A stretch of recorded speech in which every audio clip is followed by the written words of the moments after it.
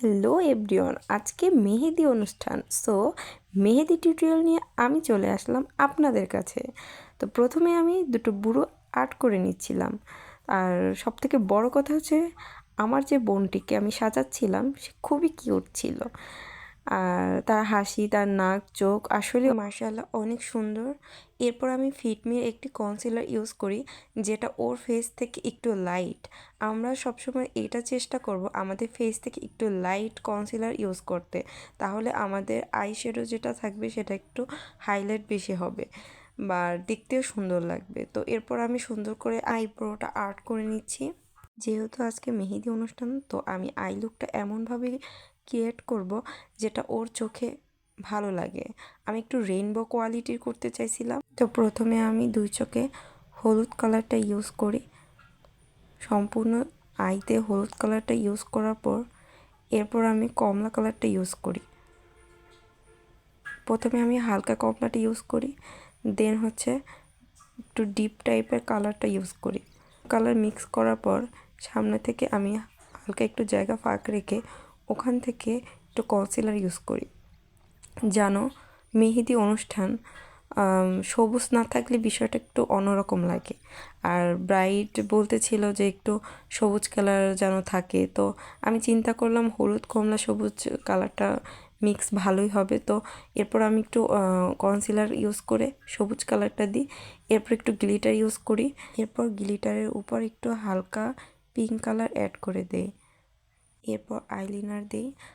আইলাইনারের ক্ষেত্রে আমি সবসময় পেন্সিল আইলাইনারটা বেশি কমফোর্টেবল। সো এর জন্য আপনারা যে কোনো একটা আইলাইনার ব্যবহার করলেই হয়, যে যেটা কমফোর্টেবল সে সেটাই ব্যবহার করতে পারে। তবে লেকমি আইলাইনারটা খুব ভালো, এটা খুব তাড়াতাড়ি ইজিলি দেওয়া যায়। এরপর ওর মুখের স্পটের জন্য কালার কারেক্টর ব্যবহার করা হচ্ছে। প্রো কনসিলারের রেড শেডটা আমি ইউজ করছি এখানে। ফাউন্ডেশনের ক্ষেত্রে আমি কনসিলার এবং W7-এর ফাউন্ডেশন এই দুটো মিক্স করে প্রথমে দিচ্ছিলাম। যারা আমার মতো টুকটাক মেকআপ করেন তাদেরকে আমি সাজেস্ট করব ফাউন্ডেশনের ক্ষেত্রে যে কোনো স্কিনের জন্য W7 ফাউন্ডেশন খুবই ভালো। এরপর আমি আই লুকটা একটু গর্জিয়াস করার জন্য চোখের নিচে সেম কালার পিঙ্ক এবং হলুদ এবং কমলা এই দুটো মিক্স করে দিয়ে নিচ্ছিলাম। এরপর একটি পিঙ্ক কালারের ব্লাশার ইউজ করি, যেটা ফেসের সাথে খুব মানাচ্ছিল। আমি বেশি একটা হাইলাইট করি নাই, বিকজ ওরে দেখতে এমনিই অনেক কিউট ছিল, প্রিটি ছিল। তো যার কারণে অতিরিক্ত কোনো কিছুই আমি দেই নাই।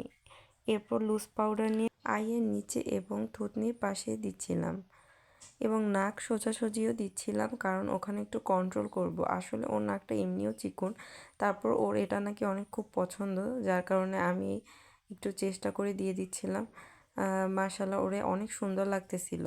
এরপর আমি একটি ব্রাশের সাথে সব কিছু মিক্স করে নিচ্ছিলাম। লিপস্টিকের ক্ষেত্রে আমি দুটি শেড ইউজ করি। ভিডিওতে যেমন প্রথমে দেখতেছেন, আমি পুরো রেড একটা ডিপ কালার ইউজ করছি। এরপর আমি হালকা নুড কালার টাইপের ইউজ করব। এরপর ওকে র্যাপ করতে বলবো অথবা মিক্স করতে বলবো। দুটো কালার মিক্স করার পর একটি নুড পিঙ্ক একটা লুক আসলো ওর মুখে, যেটা দেখতে ওকে মাশাআল্লাহ অনেক অনেক সুন্দর লাগতেছিল। এই তো মেকআপ ডান। এরপর সেটিং স্প্রে ইউজ করব।